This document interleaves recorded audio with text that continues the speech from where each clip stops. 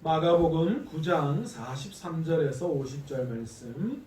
만일 내 손이 너를 범죄하게 하거든 찍어버리라. 장애인으로 영생에 들어가는 것이 두 손을 가지고 지옥 곧 꺼지지 않는 불에 들어가는 것보다 나으니라. 만일 내 발이 너를 범죄하게 하거든 찍어버리라. 다리 저는 자로 영생에 들어가는 것이 두 발을 가지고 지옥에 던져지는 것보다 나으니라. 만일 내 눈이 너를 범죄하게 하거든 빼어버리라. 한 눈으로 하나님의 나라에 들어가는 것이 두 눈을 가지고 지옥에 던져지는 것보다 나으니라. 거기에서는 무덤도 죽지 않고 물도 꺼지지 아니하느니라. 사람마다 불로서 소금 치듯함을 받으리라. 소금은 좋은 것이로되 만일 소금이 그 맛을 잃으면 무엇으로 이를 짜게 하리요. 너희 속에 소금을 두고 서로 화목하라 하시니라. 아멘. 오늘의 시간 마가복음 강의 47번째 시간입니다. 맛을 잃어버린 소금이 되지 맙시다 라는 제목의 말씀을 가지고 오늘 시간 함께 은혜 받기를 원합니다. 우리는 지금 세상 속에 살아가고 있습니다. 그래서 사실 우리의 삶 속에는 세상이라는 원리가 떠나가지 않고 있지요. 여러분, 세상의 원리는 뭡니까? 누가 높아지느냐, 누가 더 많이 가지느냐, 그것이 세상의 원리입니다. 그러나 우리 그리스도인들은 세상 속에 살아가고 있지만 세상에 속한 자가 아닙니다. 그러기에 세상의 원리를 따르는 자가 되어서는 안 되는 거죠. 계속해서 우리는 세상의 원리와 싸워야 하는 사람들입니다. 누가 높아지고 누가 많이 가지느냐, 그것과 우리는 영적인 전쟁을 해야 합니다. 그곳에서 승리해야죠. 높이 올라가고 돈 많이 가지는 거 안 좋아할 사람이 어디 있겠습니까? 그러나 우리는 영원토록 그리스도인다운 삶, 그러니까 하나님이 원하시지 않는 자리를 탐하고 하나님이 가지기를 원치 아니하시는 그것들을 가지고 싶어하는 그런 마음과 우리는 싸워야 한다라는 것이죠. 예수님께서는 자신을 따르는 제자들의 영적 상태를 너무나도 잘 알고 계셨습니다. 예수님의 제자들은 아직도 성령의 충만함을 받지 못했기에 여전히 예수님을 쫓았지만, 그러나 예수님을 영적인 눈이 아니라 하나님의 나라의 눈이 아니라 세상적인 것, 그런 마음으로 그 예수님을 바라보았다라는 것이죠. 예수님은 그 마음을 너무 잘 알고 계셨어요. 그래서 9장 34절에서 제자들에서 길에서 서로 제자들끼리 누가 더 높아지는 것 때문에 서로 이 다툼을 하는 것을 보시고, 그래서 세상 속에서 살아가고 있지만 그러나 세상의 원리를 따르지 않고 제자들의 길, 예수님을 따르는 길을 살아가기를 그들에게 원하셨어요. 그래서 그들에게 가르침을 주시는 거예요. 진정한 제자로서의 길이 무엇인가 라는 거예요. 첫 번째가 뭐라고 말씀드렸습니까? 자기를 부인하고 자기 십자가를 지고 예수님을 따라야 한다. 그렇게 예수님이 말씀하셨어요. 두 번째는 뭡니까? 두 번째는 나의 믿음 없음을 알고 기도의 능력으로 세상을 이기는 믿음을 가지기를 원한다라는 거예요.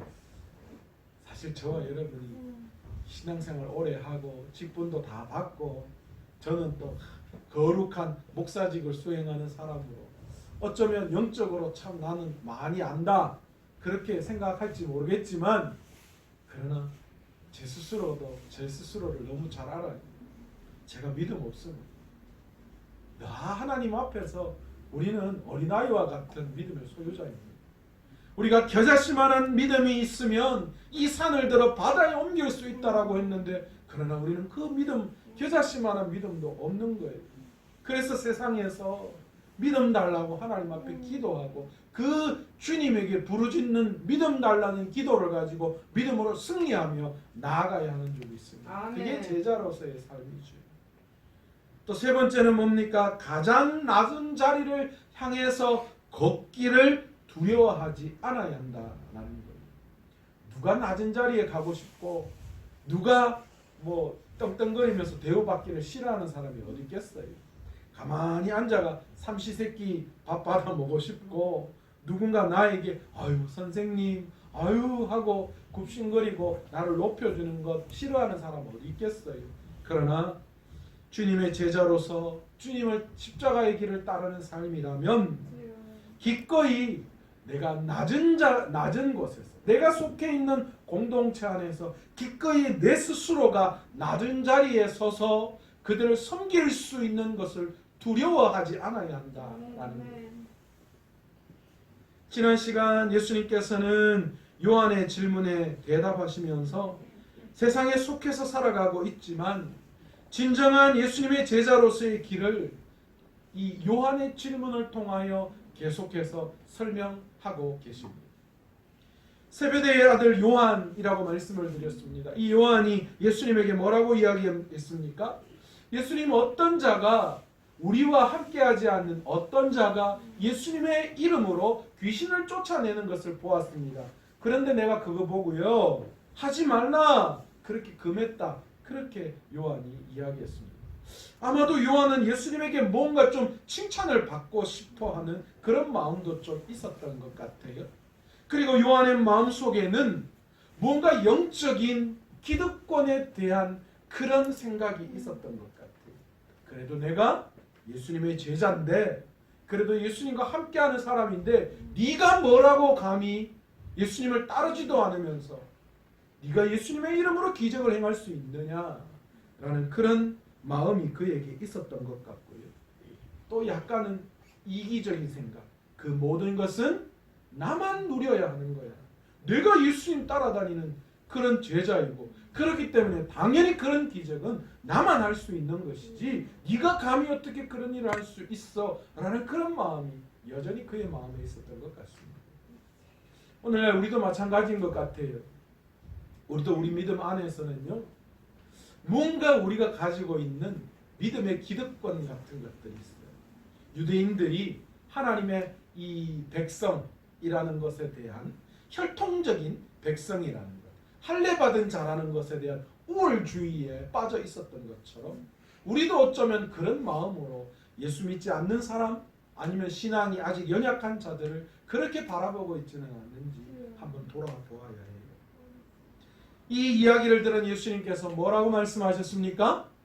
그것을 금하지 마라 그렇게 말씀하시죠. 예수님은 그 이유에 대해서 뭐라고 말씀하셨습니까? 나를 반대하지 않는 자는 뭐요? 우리를 위하는 자들이다 그렇게 이야기합니다.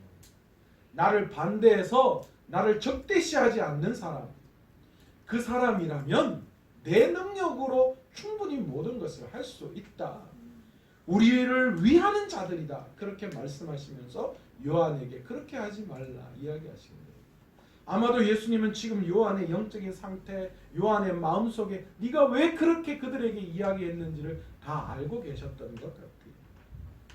예수님께서는 세상의 원리대로 서로의 이익을 추구하려는 이 요한의 마음을 아시고 너희가 결코 갈등과 분쟁과 파벌을 이루어서는 안 된다.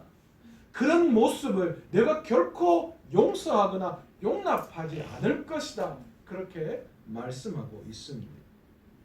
그러시면서 당시 유대인의 문화 중에 하나였던 뭘 하셨어요?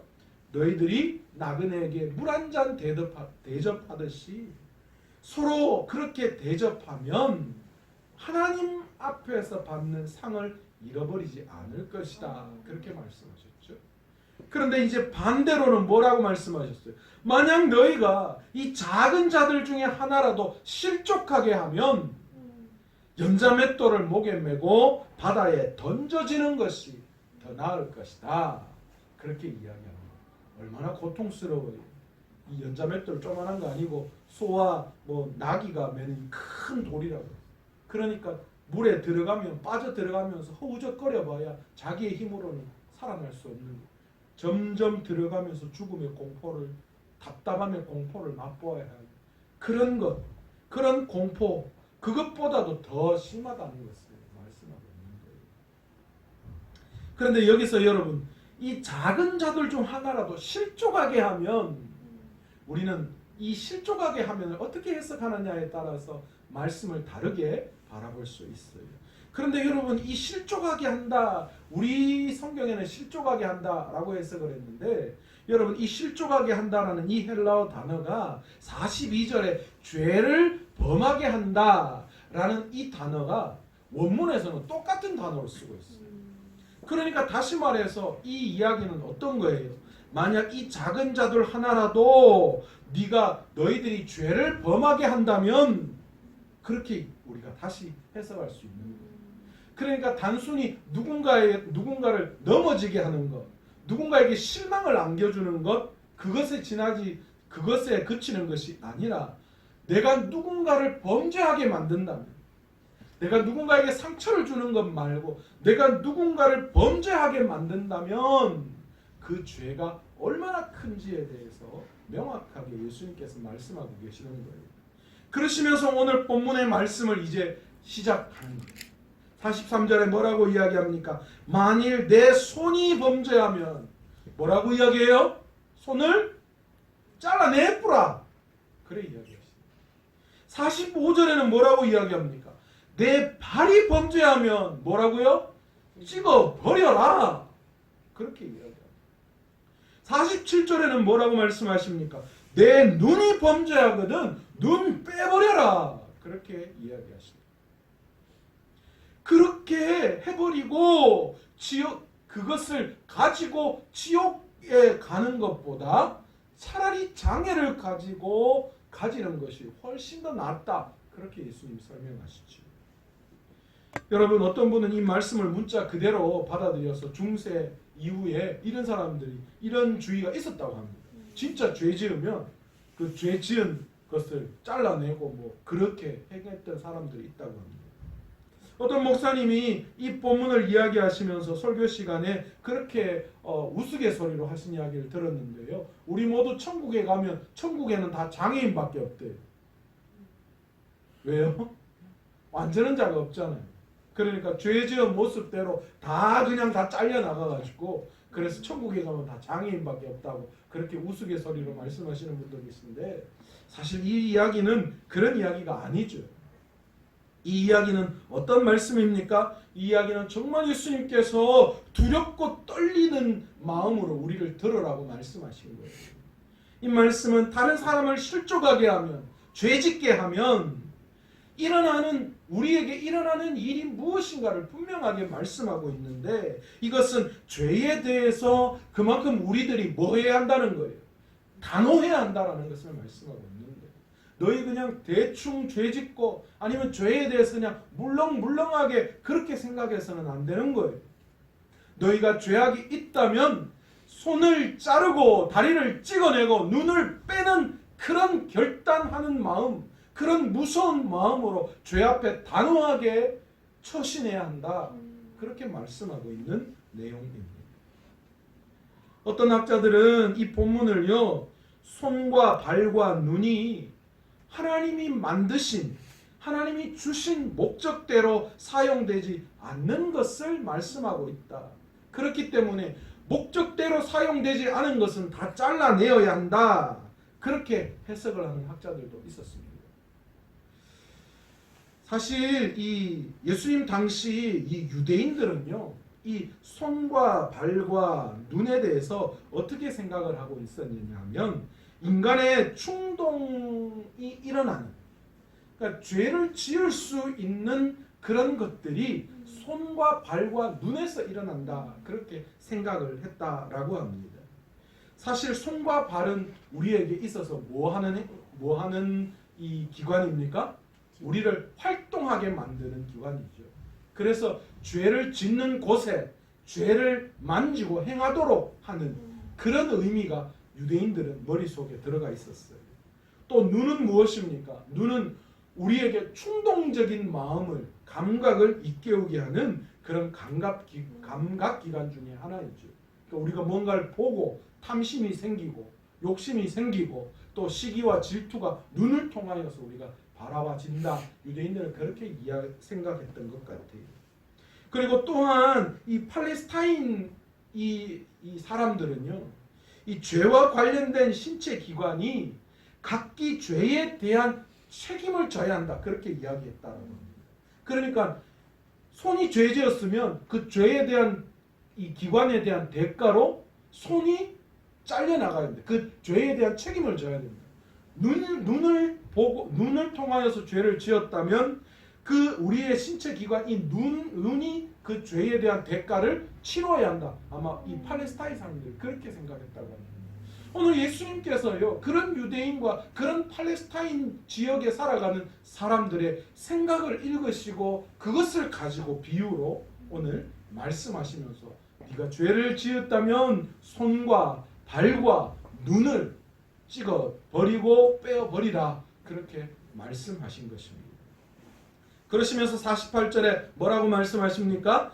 거기에는 누구도 구더기도 죽지 않고 불도 꺼지지 아니하느니라, 그렇게 말씀을 하고 있어요. 여러분, 여기서 거기란 어디를 뜻할까요? 앞서 이야기했던 지옥을 뜻하는 단어이죠. 이 48절의 지옥에 대한 구체적인 설명을 지금 예수님께서 하고 계신데요, 앞서 예수님께서 43절에 이미 이 지옥에 대해서 말씀을 하셨어요. 43절의 지옥에 대해서 뭐라고 말씀하셨어요? 지옥은 꺼지지 않는 불이 있는 곳이다, 그렇게 지옥에 대해서 말씀하셨는데, 이어서 본문에서 또 추가를 하셨습니다. 뭐요? 구더기도 죽지 않는 곳이다, 그렇게 말씀하고 계셔요. 예수님께서는 지옥의 고통이 어떤 것인가를 보여주시기 위해서 먼저 구더기에 대한 표현을 등장시키십니다. 지옥에 들어간 자들에게는, 이 구더기 비유를 드신 이유는 지옥에 들어간 자들에게는 죽음 이후에도 형벌이 그치지 않는다라는 거예요. 여러분, 구더기는 어디서 생겨요?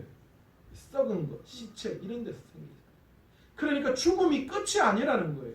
계속해서 고통과 고통이 끊이지 않고 이어지는 거예요. 결국은 끝나지 않는 형벌 가운데 놓여져 있다라는 거예요.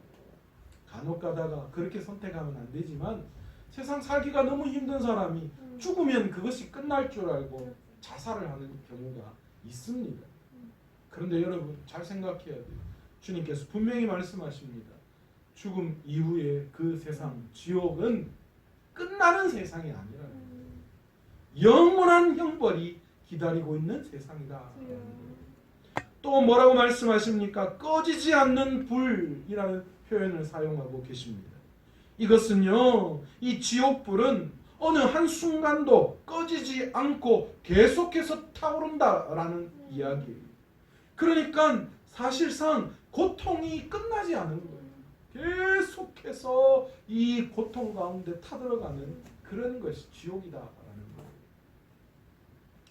사실요, 이렇게 이 48절의 이 표현은 이 왕정시대 당시에 이 므낫세와 아몬 왕 시대에 이 종교적으로 혼합주의가 최고에 이르렀어요. 그러니까 열 왕들의 시기에 각양각색의 이 종교들, 이단들이, 이방신들이 하나로 뭉쳐져서 가장 종교적으로 혼합되었던 시기가 바로 이 므낫세와 아몬 왕 때였습니다. 그런데 이 당시에 어떤 것이 있었냐 하면 아이들을 제물로 드리는 인신 제사가 있었어요. 당시에 흰몸의 골짜기라는 그곳에서 이 몰록을 숭배하는 바로 그런 행위 가운데 하나로 아이들을 그곳에 인신 제사로, 아이들을 제물로 드리는 그런 일들을 그곳에서 행해졌다라고 합니다. 그런데 이 일이 요시야 왕 시절에 와서는요, 요시야가 종교개혁을 일으키면서 단호하게 그 모든 것들을 다 끊어버렸어요.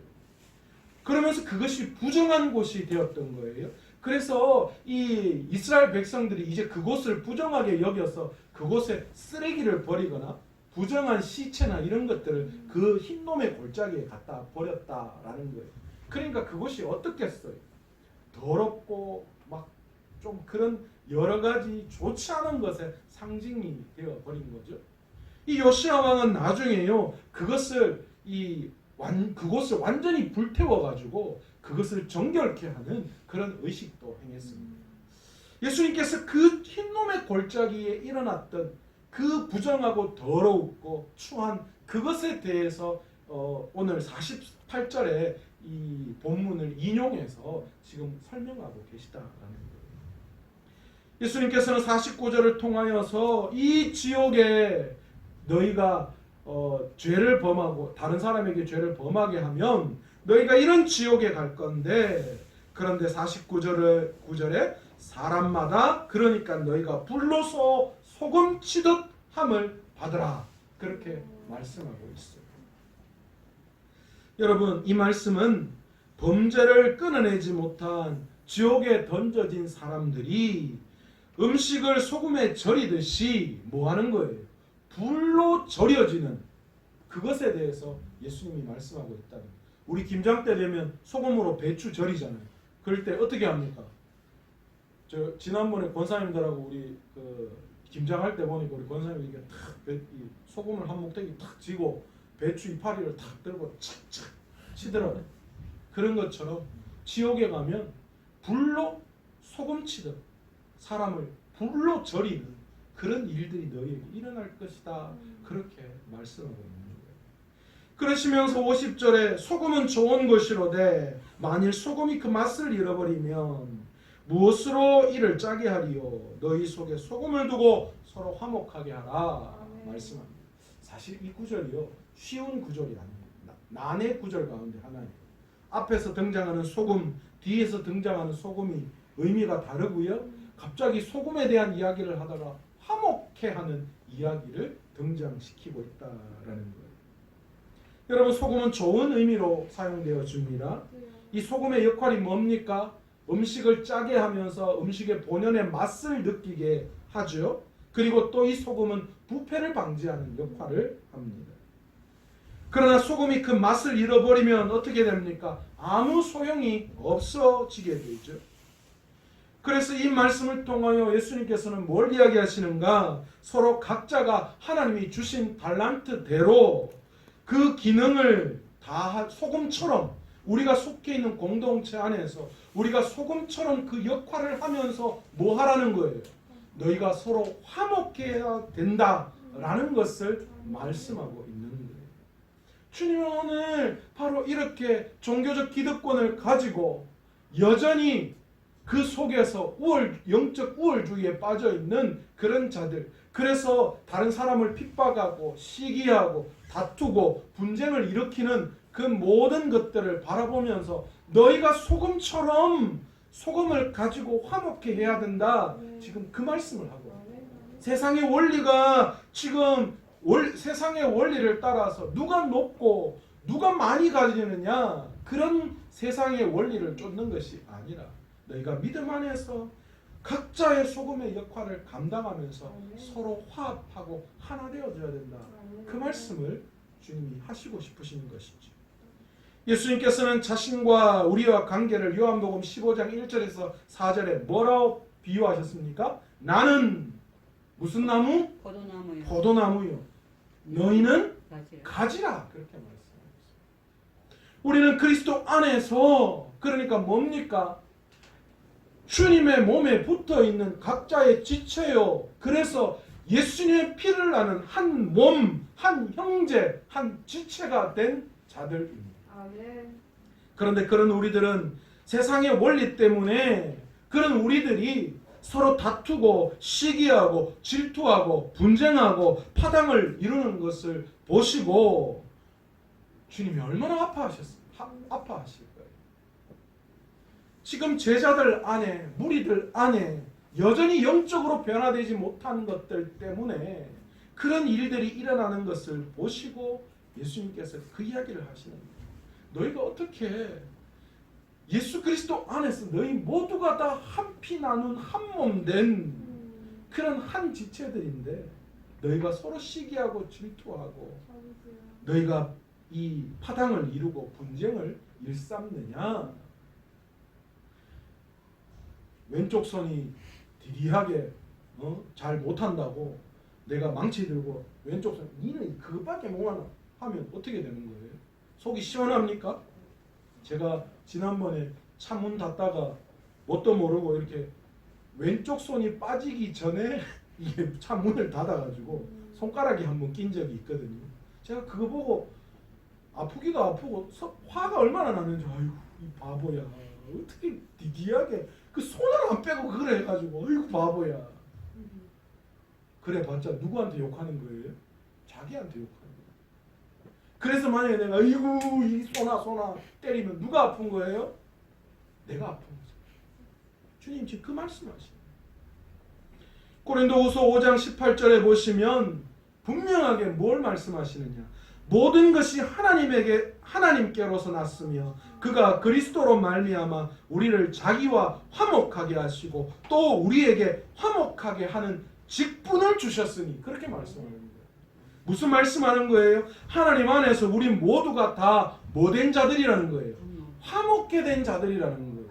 원래는 우리가 하나님으로 말미암아 함께 화목했는데 우리의 죄 때문에 하나님과 그 화목이 깨졌잖아요.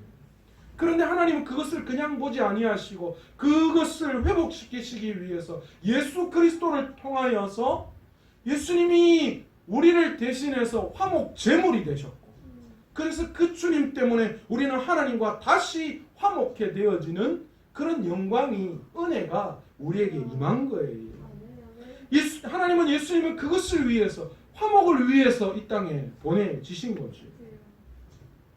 또한 예수님께서는 우리에게 하나님께서 원하시는 그렇기 때문에 화목을 이루어야 한다. 그래서 화목하게 하는 직분을 우리에게 주셨다. 아멘. 그렇게 말씀하고 있는 거예요. 그러니까 여러분, 저와 여러분은요 쪼개는데 되어 가야 하는 게 아니라 살리고 하나 되고 화목해 하고 아멘. 사랑이 넘치게 하는 그 일을 맡겨주시는 거예요. 아멘. 그러시면서 20절에 뭐라고 말씀하시느냐. 그러므로 우리가 그리스도를 대신하여 사신이 되어 하나님이 우리를 통하여 너희를 권면하시는 것 같이 그리스도를 대신하여 간청하노니 너희는 하나님과 화목하라. 아멘. 그렇게 말씀하시는 거예요. 바로 이 화목을 이루기를 원하시는 분이 예수 그리스도이시고 아멘. 그 화목을 위해서 예수님이 십자가를 지신 거예요.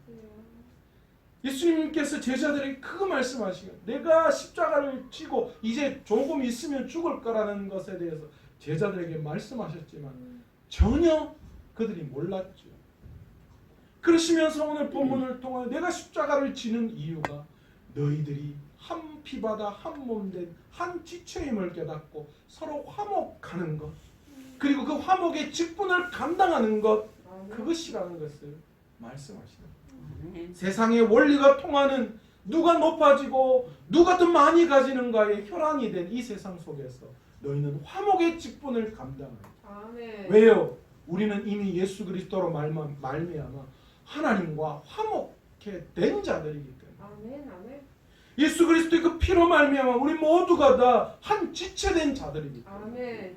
우리는 모두가 다 화목해야 한다 하는 것이죠. 그 화목의 도구가 뭡니까? 예수님께서는 그 화목의 도구를 뭐라고 말씀하셨습니까? 너희가 서로 사랑하라. 그 화목의 도구가 사랑입니다. 사랑으로 너희가 화목해야 한다라고 말씀하셨습니다. 예수님께서는 죄의 문제를 결코 가볍게 여기시는 분이 아니셔요. 결코 가볍게 여기시지 않기 때문에 어떻게 하셨어요? 하나님의 아들이신 예수 그리스도를 이 땅에 보내주셨죠. 특히 다른 사람을 죄악에 빠지게 하는 그 모습을 결코 하나님은 좌시하시지 않으실 것입니다. 여러분 오늘 시간 우리의 삶을 돌아보고 우리의 신앙을 돌아보고 내가 혹시 누군가에게 죄를 짓게 한 행동이 있다면 내가 누군가에게 분을 품게 하거나 내가 누군가에게 죄를 짓게 하거나 내가 누군가에게 그를 실족하게 하고 넘어지게 한 행동이 있다면 그것이 얼마나 큰 것인지를 다시 한번 깨닫고 주님 앞에 회개하고 우리의 죄를 용서받고 그 죄악들을 철저하게 끄는 것이 쉽지 않아요. 손이 잘리고 발이 잘리고 눈이 빼지는 아픔이 우리에게 반드시 필요할 거예요. 그러나 그런 단호함이 죄악 앞에서 그런 단호함이 우리에게 반드시 필요한 줄을 믿습니다. 아멘. 그리고 한 피바다 한 몸을 이룬 그리스도 안에서 형제 자매된 우리들이잖아요. 아멘. 형제의 모습 속에 보이는 하나님의 형상 아름다워 존귀한 주의 자녀 됐으니 그런 찬양이 있잖아요. 사랑하며 섬기겠노라. 아멘. 여러분 우리 모두가 다 그런 예수 그리스도의 피로 말미암아 한 형제 한 자매이기에 우리에게 주어진 달란트대로 우리가 속해 있는 그 공동체 안에서 소금의 역할을 감당하며 서로 화목하고 하나 되어지는 싫은 이야기, 안 좋은 이야기, 남에게 상처되는 이야기는 우리 좀 하지 맙시다. 굳이 내가 하나님의 심판의 도구로 사용될 이유가 뭐 있어요? 축복의 도구로 사용하면 되는 거죠. 누군가에게 그렇잖아요. 돈을 전달해 주는 역할을 하고 싶지 돈 받으러 가는 역할을 하고 싶으세요? 나는 돈 받으러 가는 역할 안 하고 싶어요. 저는 하나님의 축복을 드리는 역할을 하고 싶어요. 아멘. 너 그래 하면 큰일 난대. 그렇게 하는 그런 역할은 정말 안 하고 싶어요. 물론 때로는 우리가 그런 아픔을 이겨내고 견뎌내야 될 때도 있죠. 그러나 그 모든 것이 그리스도의 사랑 안에서 화목케 하는 안에서 반드시 이루어져야 함을 우리가 다시 한번 깨닫고 예수님께서 이루신 그 화목을 우리 가정 안에서 우리 교회 안에서 우리가 속해 있는 공동체 안에서 아멘. 이루어낼 수 있는 저와 여러분 되시기를 원합니다. 아멘. 여러분이 가정 안에서 피스메이커가 되시기를 간절히 축원합니다. 아멘. 우리 모두가 다 여러분이 처해 있는 그 공동체 안에서 피스메이커가 되시기를 원합니다. 아멘. 우리 영성 집사님 집에서 피스메이커가 되시기를 원합니다. 우리 어느 곳에 있을지라도 그죠? 우리 윤장로님도 윤장로님이 계시는 머물고 하시는 그 모든 가운데 우리 윤장로님 오시면 모든 게 다 은혜롭고 사랑이 넘치고 화목해 하는 그런 역할을 감당해야죠. 저도 하나님 앞에 그렇게 기도해요. 하나님 제가 머무는 곳이 바로 그런 사랑과 하나 되게 하는 역할. 아멘. 내가 가면 깨지고 내가 가면 흩어지고 내가 가면 문제되고 그런 게 아니다. 그런 은혜가 넘칠 수 있는 우리 교회 되시길. 그런 교회 되면 주차장 좁아도 상가 2층 교회라도 그래도 그거 아무 상관없어요. 뭐 화려한 프로그램이고 뭐 이런 거 없어도 상관없어요. 하나님께서 보내주시고 아멘. 성도들이 자꾸만 그곳에 오고 싶어. 아멘. 아멘. 한 번 오면 안 떠나고 싶어. 아멘. 그런 교회 만들 줄로 믿습니다. 아멘. 그리고 그런 가정 만들어질 줄로 믿고 아멘. 여러분이 속해 있는 그곳에서 바로 그런 화목을 이루는 것, 그것이 하나님이 이 세상 원리를 쫓는 삶이 아니라 제자로서의 삶을 살아가는 것이 오늘 말씀을 통해 우리들에게 가르쳐 주는 줄로 믿습니다. 아멘. 그 삶대로 살아갈 수 있는 저와 여러분 되시기를 간절히 축원합니다. 아멘.